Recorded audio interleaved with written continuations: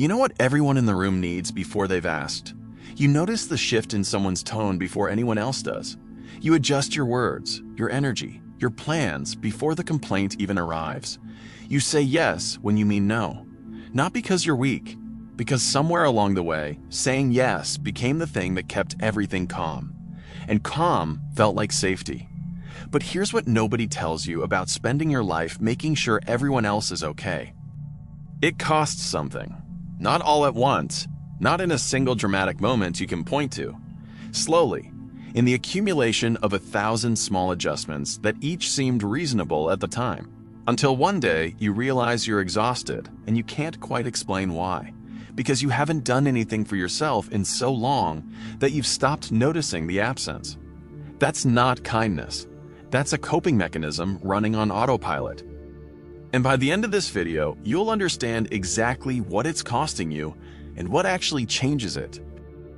Before we go further, one thing worth naming directly. People-pleasing isn't a personality trait. It's not who you are. It's not proof that you're unusually sensitive or weak or unable to handle conflict.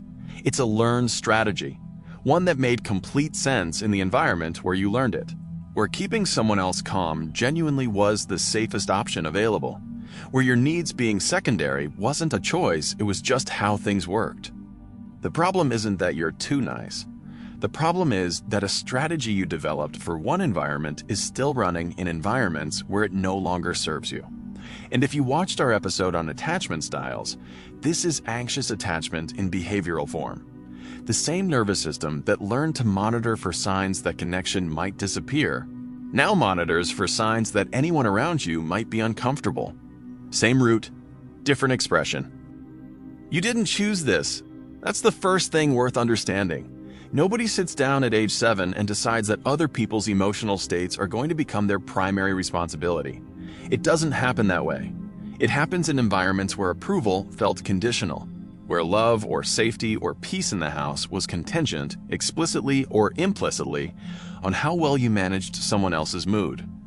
Maybe there was a parent whose anger needed to be anticipated and avoided.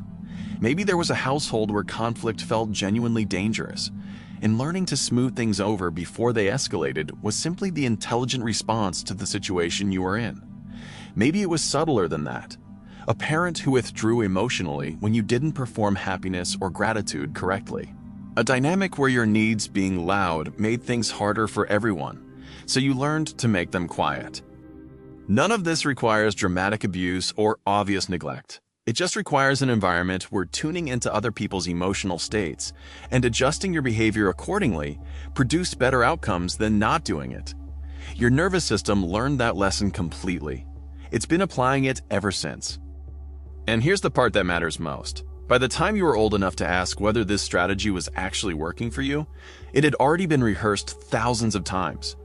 It wasn't a decision anymore. It was just how you moved through the world. Here's where we get specific. Because people-pleasing burns you out is something most people who do it already know, in a vague, uncomfortable way. What they don't always understand is the precise mechanism why it's exhausting in a way that genuine generosity isn't, and what it's doing underneath the surface that makes it so quietly destructive over time. 3 costs, concrete ones. The first is the exhaustion mechanism. There's a difference between helping because you want to and helping because you're afraid of what happens if you don't. Genuine generosity comes from surplus. It costs something, but it replenishes because it's chosen, because it aligns with what you actually want to do, because it doesn't require you to suppress anything to make it happen. People-pleasing comes from obligation, and obligation requires something genuine. Generosity doesn't. Constant monitoring. You are tracking at every moment the emotional temperature of the people around you. Reading faces, noticing tone shifts, anticipating needs before they're expressed, pre-adjusting your behavior based on what you think someone might feel, rather than what they've actually said. That monitoring never turns off. It runs underneath every conversation, every room you walk into, every interaction where another person's reaction is something you've made your responsibility. And suppressing your own responses, your own needs, opinions, discomfort, exhaustion, while simultaneously tracking everyone else's, is cognitively expensive in a way that has nothing to do with how much you're actually doing. You can do very little and be completely depleted. Because the depletion isn't from the tasks, it's from the vigilance. The second cost is the resentment that has nowhere to go. This one most people pleasers recognize immediately and feel immediately guilty about. You help, you adjust, you say yes when you meant no, and somewhere underneath, a quiet, persistent, shameful is resentment toward the person you helped, toward the situation you put yourself in, sometimes toward yourself for putting yourself there again. And then the guilt arrives because they didn't ask you to do this. You volunteered. You said yes. How can you resent someone for accepting what you offered? That loop help, resent, feel guilty for resenting, help again to relieve the guilt is one of the most exhausting emotional cycles a person can run. And it runs continuously, underneath a surface that looks, to everyone else, like warmth and generosity, and someone who's just naturally giving. Nobody sees the resentment, which means nobody can address it, which means it accumulates.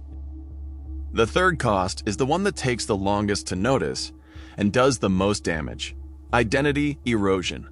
When you've spent years, sometimes decades, organizing your behavior, your opinions, your preferences, and your self-expression around how they'll be received by other people, something happens to your sense of what you actually want. It gets quiet.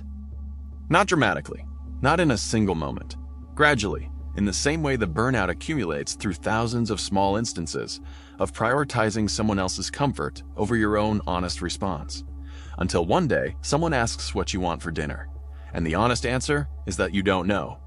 Not because the question is hard, because you've been asking everyone else that question for so long that you've stopped asking it of yourself. And the part of you that used to have a quick, confident answer has learned to wait to see what everyone else wants first, and then wants something compatible. That's not a small thing. That's the loss of the internal compass that tells you who you are, independent of how you're being perceived. And it doesn't come back just because you've decided to set better boundaries. It comes back slowly, through practice, through the uncomfortable, unfamiliar experience of having a preference and naming it out loud before you've checked whether it's convenient for everyone else. Now let's see what we can actually do to work on it. Not set better boundaries. That's the destination, not the path. Telling a people pleaser to set better boundaries is like telling someone with a fear of heights to just go higher. Accurate advice, completely useless without understanding the mechanism that makes it feel impossible. So here's the mechanism, and 3 specific things that actually interrupt it. The first is learning to tell the difference between genuine want and obligation disguised as want. People pleasers are often genuinely confused about this because the obligation has been running so long it feels like preference. You think you want to help. You think you want to go to the event. You think you're fine with how things are. But there's a question that cuts through the confusion. Before you say yes, ask yourself, would I do this if I knew the other person would never find out? If the answer is yes, it's probably genuine. You do it because it aligns with what you actually value, not because of what it prevents. If the answer is no, you're not helping. You're managing. That question, asked honestly and consistently, starts to separate the two. And once you can see the difference, the automatic yes becomes slightly less automatic. The second is tolerating a small no. Not a big one, not a confrontation, not the boundary that ends a relationship or changes everything at once. A small one, something low stakes, something where the other person's disappointment is real but manageable, something where you can feel the anxiety that follows the guilt, the urge to take it back, the sense that you've done something wrong and stay with it long enough to discover that it passes. Because here's what maintains the people-pleasing pattern more than anything else. Not the original strategy, not the childhood environment, not the other people in your life, the anxiety that follows any boundary. That anxiety is the mechanism.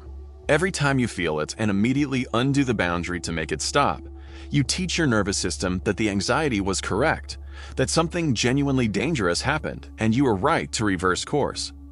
Every time you feel it and stay with it and discover that the other person is okay, that the relationship survives, that the discomfort passes, you teach your nervous system something different, that the other person's disappointment is not your emergency. That lesson doesn't arrive intellectually. It arrives through repetition, through small no's, survived, until the nervous system finally believes what the mind already knows. The third is noticing when you're monitoring. This is the most subtle and the most important. The constant tracking of other people's emotional states, reading the room, checking for signs of displeasure, adjusting before anyone has said anything is so automatic for people pleasers that it doesn't feel like a behavior. It feels like just paying attention. You can't stop doing something you haven't noticed you're doing. So the first interruption isn't stopping, it's noticing. Noticing the moment you shift your energy because someone's tone changed. Noticing when you've started editing what you're about to say based on how you think it will land. Noticing when you've checked the emotional temperature of the room before you've checked your own. Not to judge it. Not to force yourself to stop immediately. Just to see it. Because once you can see the monitoring happening in real time, once it becomes something you're doing rather than just how things are, you've created a gap. And in that gap, for the first time, there's a choice. So here's the reframe worth carrying out of this video. The opposite of people-pleasing isn't selfishness. It's self-knowledge. Knowing what you actually want, need, and feel independently of how it will be received isn't a threat to your relationships. It's the only thing that makes genuine connection possible. Because here's what people-pleasing actually produces in the people around you. Not closeness, a performance of closeness. They're not getting you. They're getting the version of you that is pre-adjusted to what they need. And you can't be truly known by someone who has only ever met that version. The exhaustion, the resentment, the slow erosion of knowing what you want. None of that is the price of being a good person. It's the price of a strategy that was never designed to make you happy. It was designed to keep you safe, and you are allowed to outgrow it. If this video names something you've been carrying, drop one word in the comments that describes what it named. Just one word. I read every single one. Subscribe if you want to keep going. Because next week, we're asking a question that might be uncomfortable to sit with. You've watched videos on manipulation, cognitive biases, gaslighting, love bombing, false memory. You understand these things now. You can name them. You can explain exactly how they work. So why do intelligent, self-aware, psychologically informed people still fall for them? Why does understanding manipulation not protect you from it? Next week's topic: why smart people are actually easier to manipulate than most. And the specific reason that makes no intuitive sense until you see the mechanism. See you then.